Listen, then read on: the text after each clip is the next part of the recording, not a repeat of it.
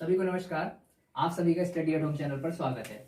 आज हम इस वीडियो में लेकर आए हैं एनसीईआरटी क्लास 10th बुक के चैप्टर नंबर 6 ट्रायंगल यानी त्रिभुज के बारे में। इस चैप्टर में हम त्रिभुज के सभी बेसिक कॉन्सेप्ट के से स्टार्ट करेंगे और समरूप त्रिभुज, समरवांग सम त्रिभुज क्या होते हैं इनके बारे में हम सीखेंगे और साथ में इनसे संबंधित जो भी एक्सरसाइज है वो भी करेंगे और इसके अलावा इस चैप्टर में जो भी थ्योरम्स हैं वो भी करेंगे। लेकिन इसके लिए जो वीडियोज मैं लाऊंगा वो कई पार्ट्स में लाऊंगा, ठीक है। तो आज जो हम इस वीडियो में समझने वाले हैं वो त्रिभुज के बेसिक कॉन्सेप्ट के बारे में समझने वाले हैं। त्रिभुज के कितने प्रकार होते हैं, किस किस टाइप्स के त्रिभुज होते हैं इनके बारे में समझेंगे और साथ ही जो एक्सरसाइज 1 है उसको करने की कोशिश करेंगे। तो आइए ज्यादा देर न करते हुए शुरू करते हैं।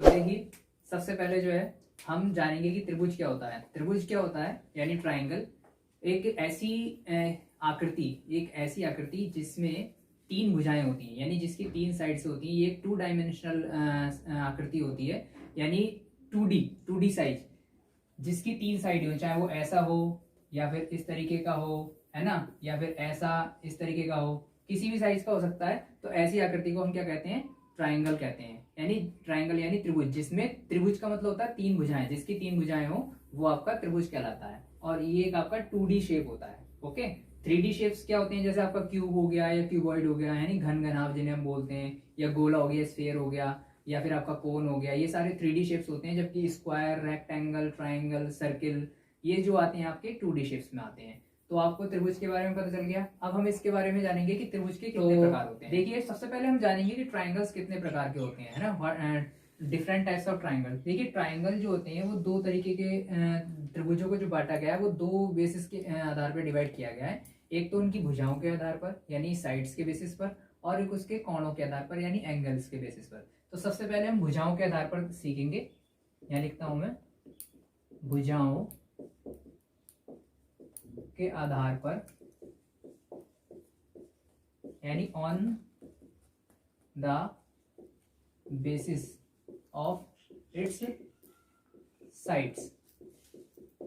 तो देखिए, इसमें जो पहला आता है वो आता है आपका इक्विलैटरल ट्राइंगल, जिसको हम हिंदी में कहते हैं समबाहु त्रिभुज।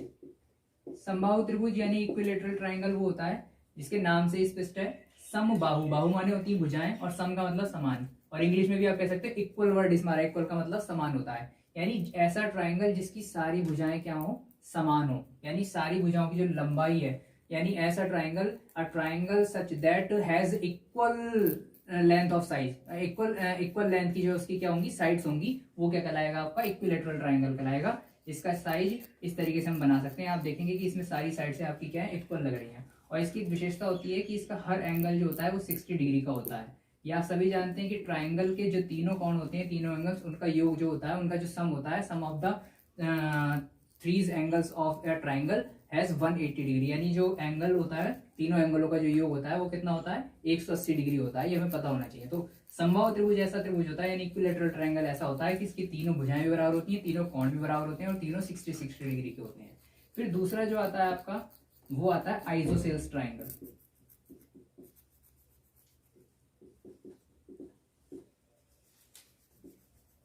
आइसोसेल्स ट्राइंगल आपका, इसको बोलते हैं हम हिंदी में समद्विबाहु त्रिभुज। समद्विबाहु त्रिभुज क्या होता है, इसके नाम से स्पष्ट है, सम द्विबाहु, सम का मतलब समान, द्वि माने 2 और बाहु माने भुजाएं, यानी जिसकी 2 भुजाएं समान हो, ऐसा त्रिभुज आपका क्या कहलाता है, आइसोसेल्स ट्राइंगल या समद्विबाहु त्रिभुज कहलाता है। इसमें आपकी कोई सी 2 भुजाएं जो है बराबर होंगी। मान लीजिए इसकी ये दोनों भुजाएं बराबर है और ये आपकी अलग लेंथ की हो गई, तो उसको हम क्या कहते हैं, समद्विबाहु। यानी एक triangle has 2 sides are equal in length is called isosceles triangle. Now the third triangle is, तीसरा ट्राइंगल आपका होता है scalene triangle. Scalene triangles means, इसको हिंदी में बोलते हैं हम विषम बाहु त्रिभुज। विषम बाहु त्रिभुज कैसा भी हो सकता है आपका, टेढ़ा मेढ़ा, यानी विषम का मतलब हो गया जो समान ना हो, है ना, और बाहु मतलब भुजाएं, यानी ऐसा त्रिभुज जिसकी कोई भी भुजा समान ना हो, और triangle has different length of sides, यानी जिस ट्राइंगल की सारी साइड्स की जो लेंथ है वो क्या हो, डिफरेंट हो, वो आपका विषम बाहु त्रिभुज कहलाता है। तो ये टेढ़ा मेढ़ा कैसा भी हो सकता है, और इसके एंगल भी अलग अलग टाइप्स के हो सकते हैं। तो ये जो मैंने आपको बताया, ये on the basis of its side, यानी उसकी भुजाओं के आधार पर त्रिभुज के 3 प्रकार बताए, यानी भुजाओं के आधार पर त्रिभुज 3 प्रकार के होते हैं। पहला इक्विलेटरल यानी समबाहु त्रिभुज, दूसरा आइसोसेल्स यानी समद्विबाहु त्रिभुज, और तीसरा स्केलिन ट्राइंगल यानी विषमबाहु त्रिभुज। अब आइए हम आगे जानते हैं इसके कोणों के आधार पर, यानी एंगल्स के आधार पर कितने प्रकार के त्रिभुज होते हैं, वो भी 3 प्रकार के होते हैं। तो आइए शुरू करते हैं। देखिए यहाँ मैंने पहले लिख दिया है कि कोणों के आधार पर, यानी on the basis of its angles, angles के आधार पर त्रिभुज आपके 3 प्रकार के होते हैं, जिसमें पहला है एक्यूट एंगल ट्राइंगल, यानी न्यून कोण त्रिभुज, हिंदी में से न्यून कोण त्रिभुज कहते हैं। न्यून कोण त्रिभुज या एक्यूट एंगल ट्राइंगल वो होता है जिसके तीनों कोण, यानी जिसके तीनों एंगल्स 90 डिग्री से कम हो, ऐसे त्रिभुज को हम क्या कहते हैं, एक्यूट एंगल ट्राइंगल, यानी कि न्यून कोण त्रिभुज कहते हैं। ये मैंने बना भी रखा है, इसमें आप देख सकते हैं कोई 60 डिग्री का एंगल है, कोई 70 का है, कोई 50 का है, और इसका आप योग देखेंगे, योग हमेशा तीनों कोणों का योग 180 ही आएगा। तो ऐसे को हम क्या कहते हैं, न्यून कोण त्रिभुज या फिर एक्यूट एंगल ट्राइंगल कहते हैं। सेकंड आता है आपका राइट एंगल ट्राइंगल, यानी समकोण त्रिभुज। समकोण त्रिभुज वो त्रिभुज होता है जिसमें कम से कम एक कोण समकोण हो। समकोण क्या होता है आपका, समकोण बोलते हैं हम राइट एंगल को, यानी 90 डिग्री के एंगल को। यानी इस त्रिभुज में कम से कम आपका एक कोण 90 डिग्री का जरूर होगा, बाकी 2 हो सकता है कि एक 30 का हो और एक 60 का हो, योग तब भी आपका 180 रहेगा, या दोनों 45-45 के भी हो सकते हैं। अगर 45-45 के हुए, मान लीजिए कोई ऐसा त्रिभुज हुआ जिसकी 45-45 के कब होंगे, एक कंडीशन पे होंगे, अगर ये 45 का है और ये 45 का है, तो ये तभी होगा जब आपकी ये दोनों साइडें इक्वल हो, यानी उस कंडीशन में इसकी 2 भुजाएं बराबर भी होंगी, और 2 भुजाएं जिसकी बराबर होती है उसको हम समद्विबाहु त्रिभुज भी कहते हैं, यानी आइसोसेल्स ट्राइंगल। तो उस कंडीशन में आप इसको समद्विबाहु समकोण त्रिभुज या आइसोसेल्स राइट एंगल ट्राइंगल कह सकते हो, यानी क्योंकि इसमें एक कोण 90 डिग्री का इसलिए राइट एंगल ट्राइंगल कहलाएगा, और क्योंकि इसकी 2 भुजाएं इक्वल है तो इसलिए आइसोसेल्स कहलाएगा। दैट मीन्स ये आइसोसेल्स राइट एंगल ट्राइंगल, या हिंदी में समद्विबाहु समकोण त्रिभुज भी आप इसे कह सकते हो। और तीसरा आता है आपका ऑब्ट्यूज ट्राइंगल, यानी कि अधिक कोण त्रिभुज, जिसमें एक कोण 90 डिग्री से ज्यादा जरूर होगा। जैसे मैंने ये दिखा दिया कि इसमें एक कोण 120 डिग्री का है, तो ये 90 डिग्री से अधिक है, तो इसलिए हम इसे अधिक कोण त्रिभुज या ऑब्ट्यूज ट्राइंगल भी कहते हैं। तो इस तरीके से मैंने आपको भुजाओं के आधार पर और कोणों के आधार पर जो 3 प्रकार के त्रिभुज होते हैं उनके बारे में मैंने आपको समझा दिया। अब आइए हम त्रिभुज के कुछ और क्वालिटीज के बारे में जानेंगे। तो आइए देखते हैं। आइए अब हम जानेंगे त्रिभुजों की समरूपता और सर्वांग समता के बारे में। समरूपता और सर्वांग समता, इसको इंग्लिश में समरूपता को सिमिलरिटी बोलते हैं, और सर्वांग समता को हम बोलते हैं कॉन्ग्रुएंसी। तो इसके बारे में हम जानते हैं। सबसे पहले हम जानेंगे समरूपता यानी सिमिलरिटी के बारे में। देखिए समरूप त्रिभुज क्या होते हैं। पहले तो समरूप आकृतियों के बारे में आप समझिए। समरूप आकृतियां, सिमिलर शेप्स क्या होते हैं, यानी ऐसे शेप्स जो देखने में आपको एक जैसे लगे, यानी हो सकता है कि उनकी जो साइड्स हो, यानी उनकी जो भुजाएं हो, उनका माप, उनकी जो लेंथ है वो इक्वल ना हो, लेकिन उनमें जो एंगल्स होंगे, उनके जो कोण होंगे वो इक्वल होंगे। तो ऐसी समरूप त्रिभुजों में आता है कि सिमिलर ट्राइंगल, यानी समरूप त्रिभुज होते हैं, यानी उनकी भुजाएं तो आपकी अलग अलग हो सकती हैं, लेकिन उनके जो कोण होंगे वो सारे क्या होंगे, बराबर। यानी ऐसे 2 त्रिभुज जिनके सारे कोण बराबर हों, भले ही भुजाओं की माप अलग अलग हो, वो क्या कहलाते हैं, आपके समरूप त्रिभुज कहलाते हैं, यानी सिमिलर ट्राइंगल कहलाते हैं। यानी वो ऐसा हो सकता है कि कोई एक त्रिभुज आपका ऐसा हो और ऐसा ही एक त्रिभुज और आपको दिखाई दे। अब आप इसमें देखेंगे जो त्रिभुज नंबर 1 है और ये त्रिभुज नंबर 2 है, इनमें आपके सारे एंगल जो होंगे, ये वाला एंगल इसके इक्वल होगा, ये वाला एंगल इसके इक्वल होगा, और ये वाला एंगल इसके इक्वल होगा, लेकिन तीनों की जो साइड्स हैं इसकी आप देखेंगे साइड से छोटी हैं, इसकी बड़ी हैं, लेकिन देखने में एक जैसे लग रहे हैं। तो ऐसे त्रिभुजों को हम क्या कहते हैं, समरूप त्रिभुज या फिर सिमिलर ट्राइंगल कहते हैं। जबकि सर्वांग समता क्या चीज होती है, कॉन्ग्रुएंसी क्या होती है। कॉन्ग्रुएंसी, सर्वांग समता जो होती है त्रिभुजों की, वो ये होती है कि उसमें आपकी त्रिभुजों की कोई से 3 अंग आपके इक्वल होने चाहिए। अब वो 3 अंग आपकी तीनों साइड्स भी हो सकती हैं कि त्रिभुज की तीनों भुजाएं, 2 त्रिभुज हैं और दोनों की तीनों साइड से इक्वल है, तो वो सर्वांग सम त्रिभुज कहलाएंगे। या ये सब ऐसा भी हो सकता है कि दो साइड से इक्वल हो और एक एंगल इक्वल हो, ऐसा भी हो सकता है, यानी 2 भुजाएं और एक कोण। या फिर ये भी हो सकता है कि 2 कोण और एक साइड इक्वल हो दोनों की। तो ऐसी कंडीशन अगर होती है, या फिर तीनों कोण आपके इक्वल हों, लेकिन फिर तीनों कोण इक्वल होने पे क्या होता है, वो समरूप हो जाएंगे, सर्वांगसम नहीं होंगे, क्योंकि हो सकता है कि उस कंडीशन में भुजाएं तीनों की बराबर ना हो। तो इसलिए ये वाली कंडीशन इसमें अप्लाई नहीं होगी। या तो तीनों भुजाएं बराबर हो, या फिर 2 भुजाएं एक कोण बराबर हो, या फिर 2 कोण एक भुजा बराबर हो, तो उस कंडीशन में वो त्रिभुज आपके क्या कहलाते हैं, सर्वांगसम। यानी सर्वांगसम सिद्ध होने के लिए, कॉन्ग्रुएंस सिद्ध होने के लिए, प्रूव होने के लिए it is compulsory that those triangles have these three condition apply. Okay, यानी उनमें यानी कि तीन आपके साइड्स इक्वल होनी चाहिए, या फिर दो साइड्स या एक एंगल इक्वल होना चाहिए, या दो एंगल या एक साइड इक्वल होना चाहिए, तब हम कह सकते हैं वी कैन से दैट कि these triangles are congruence. Okay, तो आपको ये क्लियर हो गया होगा कि सिमिलर ट्राइंगल और कॉन्ग्रुएंस ट्राइंगल क्या होते हैं। अब आइए, अब इसमें हम जो है क्लास 10 की जो एक्सरसाइज चैप्टर नंबर 6 है उसकी एक्सरसाइज 6.1 को समझेंगे। तो आइए शुरू करते हैं। हमने यहाँ पे प्रश्नावली 6.1 खोल ली है, और इसमें जो आप देखेंगे बुक में जो पहला क्वेश्चन है उसमें कोष्टकों में कुछ आपको ऑप्शन दिए गए हैं ब्रैकेट्स में, उनके अकॉर्डिंग आपको फिल करने हैं।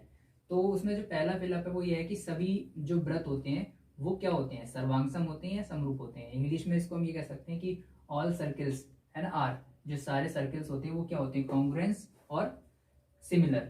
तो जितने भी सर्कल्स होते हैं वो क्या होते हैं, आपके समरूप होते हैं, यानी उनका रूप क्या होता है, समान होता है, क्योंकि उनके जरूरी नहीं कि सारे अंग समान हो। सर्वांगसम होने के लिए जरूरी, सर्वांगसम दो सर्कल तभी हो सकते हैं अगर उनकी त्रिज्याएं भी बराबर हो। तो त्रिज्याएं यानी उनकी रेडियस, अब हो सकता है कोई ट्राइंगल इतना छोटा हो, उसकी रेडियस ओनली 1 सेंटीमीटर हो सकता है कोई ट्राइंगल बहुत बड़ा हो, उसकी रेडियस आपकी 2 या 3 सेंटीमीटर हो। तो इस कंडीशन में ये समरूप तो है क्योंकि इनका रूप एक जैसा है, लेकिन ये सर्वांगसम नहीं है। सर्वांगसम तभी होंगे जब पहला सर्किल भी इतना ही हो और दूसरा सर्किल भी आपका इतना ही हो। तो इसमें आप क्या भरोगे, समरूप, या इंग्लिश में आप क्या लिख सकते हो, सिमिलर। ठीक है, फिर दूसरा आपका फिलअप है सभी वर्ग, यानी ऑल स्क्वायर। जो स्क्वायर शेप होते हैं वो क्या होते हैं, समरूप होते हैं या सर्वांगसम होते हैं। स्क्वायर क्या होता है, स्क्वायर वो होता है जिसकी चारों साइड से इक्वल होती हैं और चारों एंगल कितने होते हैं, 90 डिग्री के होते हैं। अब हो सकता है कि ये जो मैंने स्क्वायर बनाया है इसकी हर साइड कितने कितने सेंटीमीटर की हो, 2 सेंटीमीटर की हो। ठीक है, लेकिन हो सकता है अब मैं इसकी किसी दूसरे स्क्वायर से कंपेयर करूं, मान लीजिए मैंने ये एक और स्क्वायर बना दिया, हो सकता है इसकी साइड 3 सेंटीमीटर की हो चारों, लेकिन एंगल तो इसके सेम ही होंगे। तो मैंने आपको बताया था कि ऐसी दो शेप्स जिनके एंगल्स सेम हो, यानी उनके संगत कोण, एक जैसी क्वालिटी वाले जो एंगल्स हैं वो इक्वल हो, लेकिन उनकी साइड्स अलग अलग हों, तो वो समरूप होते हैं, सर्वांगसम नहीं। तो इसलिए इसमें भी क्या आ जाएगा, आपका समरूप आ जाएगा। ठीक है, यानी ये वाला ऑप्शन सही होगा, इसमें भी वाला ऑप्शन, इसमें भी वाला। फिर आपका थर्ड फिलअप है कि सभी, यहाँ पे फिलअप है त्रिभुज समरूप होते हैं। कौन से त्रिभुज, ये आपको बताना है कि ऑल आइसोसेल्स ट्राइंगल सिमिलर होते हैं या ऑल इक्विलेटरल ट्राइंगल सिमिलर होते हैं। तो देखिए सभी समबाहु त्रिभुज जो होते हैं, यानी जो इक्विलेटरल ट्राइंगल होते हैं वही आपके क्या होते हैं, समरूप होते हैं।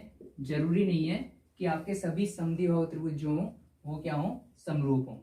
ठीक है, फिर उसका जो फोर्थ फिलअप है वो ये है कि भुजाओं की समान संख्या वाले दो बहुभुज, वो बहुभुज आपका त्रिभुज भी हो सकता है, चतुर्भुज भी हो सकता है, पंचभुज भी हो सकता है, वो समरूप होते हैं यदि नंबर एक उनके संगत कोण क्या हो, बराबर। मैंने बताया था समरूप के लिए कोण बराबर होने चाहिए, तो इसलिए इसमें क्या आ जाएगा, बराबर आ जाएगा, यानी ये वाला ऑप्शन इस वाले में आ जाएगा।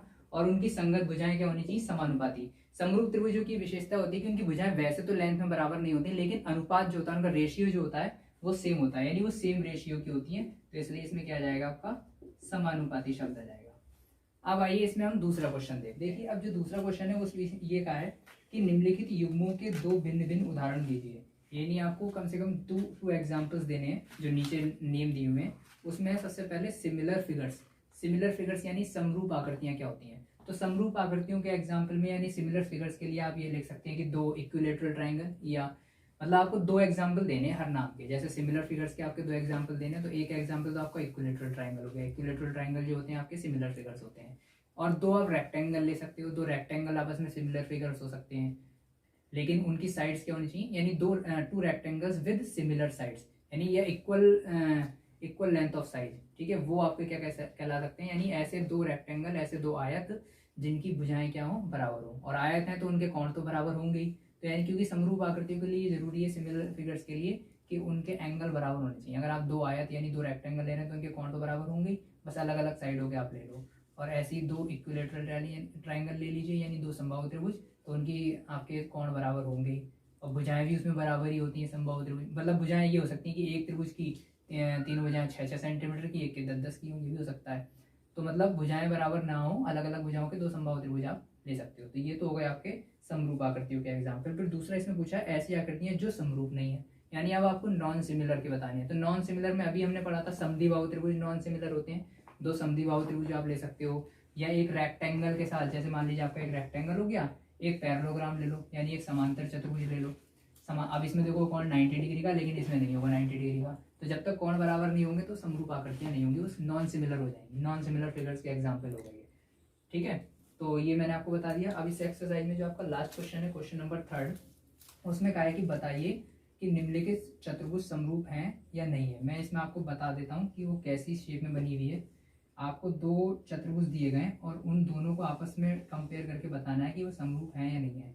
एक का नाम है PQRS, इसमें ये 1.5 सेंटीमीटर किसकी साइड है, ये भी 1.5 सेंटीमीटर की है, ये भी 1.5 सेंटीमीटर की है और ये भी आपकी 1.5 सेंटीमीटर की है। इसके अलावा एक बड़ा सा आपको चतुर्भुज दिया है, एक और क्वाड्रिलेटरल आपको दिया हुआ है जिसका नाम है ABCD। इसकी जो चारों साइड्स हैं वो 3-3 सेंटीमीटर की है। अब कैन यू टेल कि दीज 2 क्वाड्रिलेटरल आर सिमिलर और नॉन सिमिलर।